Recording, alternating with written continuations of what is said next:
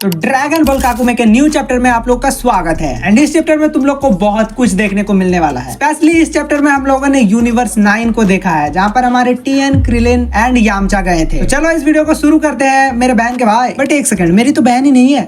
अब चैप्टर के स्टार्ट होते ही हम देखते हैं गोहान को, जो एकदम मस्त तैयार होकर अपने मिशन पर आ चुका है। एंड इसे देखकर तो ये लग रहा है कि ये मिशन पर नहीं, शादी में जा रहा है। राजा जी अब इस मिशन में गोहान को करना ये है कि इस सामने वाली बिल्डिंग में जाकर एक चीज लाना है इसे। वो खाने वाला चीज नहीं, कोई बॉटल टाइप का चीज है जो कि इसे एक इविल ग्रुप से बचा के लाना है। मतलब बुरे लोगों के हाथ एक अच्छी चीज पड़ चुकी है, उसी को गोहान को बचाना है। अब गोहान इस काम को बिल्कुल ही अच्छी तरीके से कर लेता है एंड वो बोतल को भी ले लेता है, बट वो वहाँ से निकल नहीं पाता, उसे बॉडीगार्ड्स पकड़ लेते हैं। अब क्या गोहान यहाँ से निकल पाएगा या नहीं, ये हम देखेंगे आगे। उससे पहले हम चलते हैं गोहान एंड ट्रंक्स पर। अब इधर हम देखते हैं कि गोटेन एंड ट्रंक्स अपनी ट्रेनिंग में लगे होते हैं। एंड ट्रेनिंग करते करते गोटेन किसी तरीके से अपने इनर सेल्फ पर फोकस करता है एंड वो एक अलग जगह में पहुंच जाता है। लाइक उसे सामने सिर्फ एक दरवाजा दिख रहा होता है एंड चारों तरफ अंधेरा ही अंधेरा। एंड जैसे ही गोटेन उस दरवाजे को छूने जाता है, तभी ट्रंक उसके इस फ्लो को तोड़ देता है। एंड फाइनली यहाँ पर गोटेन को ये रियलाइज हो जाता है कि असल में गोटेंग्स के बिना ये सब चीज कर पाना उन लोगों के लिए मुश्किल है, बट वो लोग कर लेंगे। एंड इस चीज को सुनने के बाद बीस को भी लगता है कि हाँ, अब ये लोग सीख रहे हैं। अब इसके बाद हम आते हैं अर्थ पे, जहाँ पर हम देखते हैं कि पैन विडल को बताए बिना पिकलो के पास ट्रेनिंग करने आ जाती है, वो भी आधी रात को। अब यहाँ पर ट्रेनिंग के अलावा कुछ और ना हो जाए।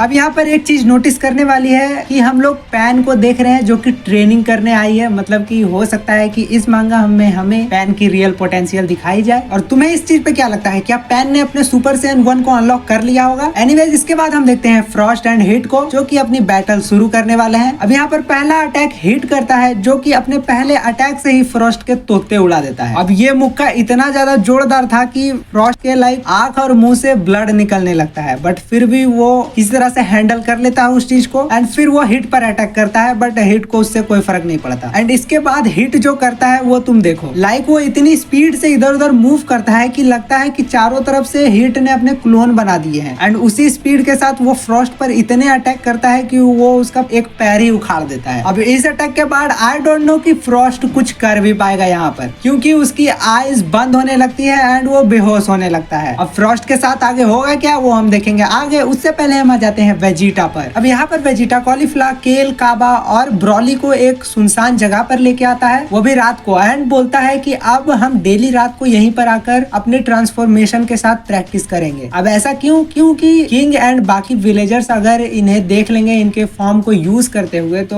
वो लोग तो इस चीज को एक्सेप्ट नहीं करेंगे और वो लोग मना करेंगे इस फॉर्म को यूज करने के लिए। इसलिए इन लोगों को छुप कर अपने फॉर्म को और भी डेवलप करना पड़ेगा। तो इसीलिए ये लोग ये डिसाइड करते हैं कि सुबह को ये लोग उन लोगों के साथ ट्रेनिंग करेंगे एंड फिर रात को ये पांचों अपनी अलग से ट्रेनिंग करेंगे एंड ये पांचों खुद में ही लड़ेंगे। अब ये लोग ठीक यहाँ पर वैसा ही करते हैं एंड ये चारों तो अपना फॉर्म को अनलॉक कर लेते हैं, बट ब्रॉली क्योंकि बहुत समय से ही अपने सुपर सैयन लेजेंडरी फॉर्म को यूज नहीं किया है, तो वो बोलता है कि मैं इस चीज को नहीं कर पाऊंगा। तब वेजिटा केल को बोलता है कि तुम इसकी हेल्प करोगे उस फॉर्म को फिर से अनलॉक करने में। मतलब अनलॉक तो वो हो ही चुका है, मतलब वो फिर से यूज करने में उसे। एंड फिर ब्रॉली कोशिश करता है एंड फाइनली वो अपने सुपर सैयन लेजेंडरी फॉर्म में आ जाता है। अब हम सुबह का सीन देखते हैं, जहां पर इन लोगों का प्रैक्टिस खत्म हो चुका है एंड ये सब ब्रॉली का पोटेंशियल देखकर बहुत ही ज्यादा खुश हुए। एंड वेजिटा यहाँ तक ये भी बोलता है कि मैंने ब्रॉली को इस लेवल पर देखा है जिससे कि मैंने कभी इमेजिन भी नहीं किया था। एंड साथ ही में वो केल को बोलता है कि तुम ब्रॉली के लिए अच्छी टीचर हो सकती हो, तो उसे और भी सिखाओ लेवल अप करने में। एंड उसके साथ साथ वो कॉलीफ्लावर को भी बोलता है कि तुम्हें भी अपने न्यू फॉर्म को और भी प्रैक्टिस करना चाहिए, जिससे तुम उसमें और भी मास्टर कर पाओ। अब क्योंकि डे टाइम हो चुका था, तो ये लोग बोलते हैं कि चलो वापस से विलेज में जाते हैं। एंड जब ये लोग वापस से उसी ट्रेनिंग ग्राउंड में आते हैं, तो हाँ, इन्हें पता चलता है कि वहाँ पर जितने भी लोग थे वो लोग रात भर ट्रेनिंग में ही लगे हुए थे। मतलब कोई भी घर नहीं गया और किसी ने भी आराम नहीं किया जरा सा भी। एंड यहाँ पर आने के बाद इन लोगों को ये भी पता चलता है कि कुछ ऐसे सोल्जर्स एंड ऐसे सैयन्स जो कि रिटायर हो चुके थे, वो भी वापस से आ चुके हैं प्रैक्टिस करने के लिए, क्योंकि वो अपने यूनिवर्स को बचाना चाहते हैं। एंड साथ ही में ये लोग वेजिटा के इस काम से बहुत ही ज्यादा इम्प्रेस भी हुए हैं। उसके बाद सीन शिफ्ट होता है बुल्मा पर, जहाँ पर बुल्मा ने अपनी एक न्यू फ्रेंड बनाया है जिसका नाम है रैपिनी। एंड बुल्मा इससे पूछती है कि आखिर तुम्हारा हस्बैंड कहाँ है, तो ये बताती है कि इसका हस्बैंड एक साइंटिस्ट है एंड वो विलेज से कुछ दूर एक लैब में काम करता है, मतलब वो लैब ही उसकी है। अब साइंटिस्ट सुन के बुल्मा को बहुत ज्यादा इंटरेस्ट हो जाता है, तो वो बोलती है कि मुझे उससे मिलना है। तो ये बोलती है ठीक है हम लोग कल जाएंगे उससे मिलने, क्योंकि वो सैटरडे को ही घर आता है, तो वो जब घर आएगा तभी हम लोग जा सकते हैं उसके साथ। अब इसके बाद हम आ जाते हैं यूनिवर्स 9 पे, जो कि लिटरली बहुत टाइम से नहीं दिखाया गया था। तो यहाँ पर अभी भी वही टाइम हमें दिखाया जाता है जब हमारे यामचा, क्रिलिन एंड टीएन यहाँ पर पहुंचे ही थे। तो ये लोग यहाँ पर जैसे ही पहुंचते हैं तो ये लोग उन 3 ट्रियो से मिलते हैं, मुझे उनका नाम तो नहीं पता बट जो भी है वो तीनों से ये लोग मिलते हैं एंड वो तीनों इन तीनों से पूछते हैं कि आखिर तुम लोग यहाँ पर कर क्या रहे हो। तो ये लोग बोलते हैं कि हम लोग जो आने वाली वॉर है उसके लिए यहाँ पर ट्रेनिंग करने के लिए आए। अब ये लोग बोलते हैं वॉर, कौन सी वॉर। अब ये तीनों सोचते हैं कि इन लोगों को वॉर के बारे में पता ही नहीं है। कैसे पता नहीं, क्योंकि ग्रैंड प्रिस्ट ने तो सबको बताया था। तब इन लोगों को याद आता है कि इन लोगों के जो प्लेनेट है उसके चारों तरफ कुछ अजीब से क्लाउड्स घिरे पड़े हैं, जिसकी वजह से हो सकता है कि इन तक वो आवाज ना पहुंची हो। तो यामचा यहाँ पर ये बोलता है कि तो तुम क्या कहना चाहते हो कि इस तरह के और भी प्लैनेट्स होंगे जहाँ पर उन लोगों को पता भी नहीं होगा कि आखिर वॉर होने वाली है। एंड ये तो सोचने वाली बात है, अगर यूनिवर्स 9 में नहीं पता चला ऐसी अजीब से चीज की वजह से, तो हो सकता है कि ऐसे और भी प्लैनेट्स होंगे जिनको पता नहीं होगा। हो सकता है आगे वाले चैप्टर में दिखे हमें वो। तो क्योंकि इन तीनों को उस वॉर के बारे में नहीं पता था, तो क्रिलिन एक्सप्लेन कर देता है कि आखिर ग्रैंड प्रिस्ट ने क्या कहा था उन लोगों से। एंड इस चीज को सुनकर वो लोग प्रैक्टिस करने के लिए तैयार हो जाते हैं। एंड उसके बाद ये लोग अपनी प्रैक्टिस को यहीं पर स्टार्ट कर देते हैं। अब इनकी पूरी फाइट को तो मैं एक्सप्लेन नहीं कर रहा हूँ, वो तुम अगर देखना चाहो तो डिस्क्रिप्शन में लिंक दे दूंगा, जाके देख लेना। बट मैं तुम्हें कंक्लूजन बता देता हूँ कि लास्टली में जो भी होता है, हमारे जो ट्रियो थे अर्थ वाले वो हार जाते हैं, बट ये लोग अपनी फुल पोटेंशियल पर फाइट करने की कोशिश करते हैं, जैसा कि तुम पैनल्स में देख सकते हो।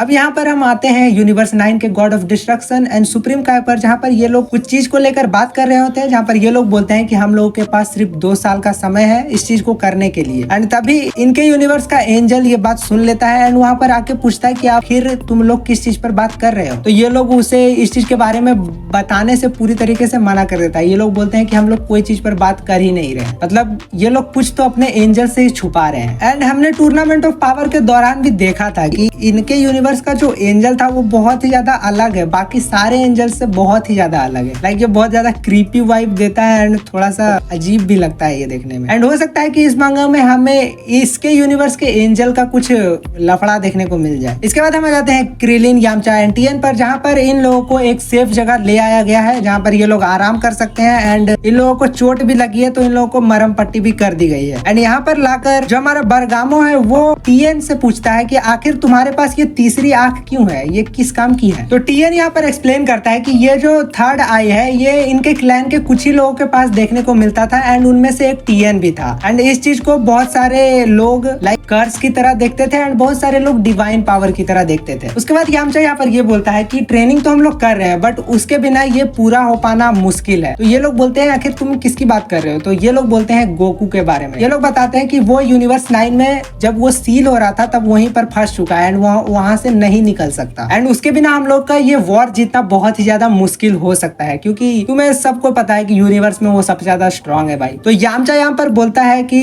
कोई बात नहीं, अगर गोकू यहाँ पर नहीं है बट उसने फिर भी हमें बहुत कुछ सिखाया है एंड हम लोग अपना पूरा अच्छा देने की कोशिश करेंगे जिससे कि हमारी गोकू की इज्जत बनी रहे। अब चाहे ये लोग अपने आप को मोटिवेट करने के लिए कुछ भी बोल ले, बट ये सबको पता है कि गोकू जब तक वापस नहीं आएगा इन लोगों का जीतना नामुमकिन है। तो इसके बारे में तुम्हें क्या लगता है, क्या गोकू बिना ये लोग जीत पाएंगे इस वॉर को या गोकू वापस आ जाएगा? एंड इस चीज का आंसर तुम लोग मुझे कमेंट में दोगे। तो चलो इस वीडियो को यहीं पर एंड करते हैं। एंड मैं तुम लोग से एक बात बोलना चाहता था कि मैं इस सीरीज को बंद करने के बारे में सोच रहा हूँ, क्योंकि हमारे एनिमे कम्युनिटी की टॉप क्रिएटर ने इस मांगा को ऑलरेडी पूरी तरीके से एक्सप्लेन कर रखा है अपने चैनल पर व्यू। एंड मुझे लगता है कि तुम लोगों से मोस्ट ऑफ द बंदों ने उस वीडियोस को देख भी रखा होगा, तो मेरा इस वीडियो को बनाने का कोई मतलब बनता ही नहीं है। बाकी बात तुम लोग मुझे कमेंट में बता देना। अगर तुम्हें ये कंटिन्यू चाहिए तो कमेंट में लिख देना यस, एंड अगर नहीं चाहिए तो लिख देना नो, ताकि मैं इससे फ्री हो जाऊं एंड और भी कुछ अलग कंटेंट पर ध्यान दूं। तो चलो वीडियो पसंद आई तो वीडियो को लाइक कर देना, चैनल को सब्सक्राइब कर लेना, तब के लिए तुम लोग मेरी ये वीडियोस को देख सकते हो।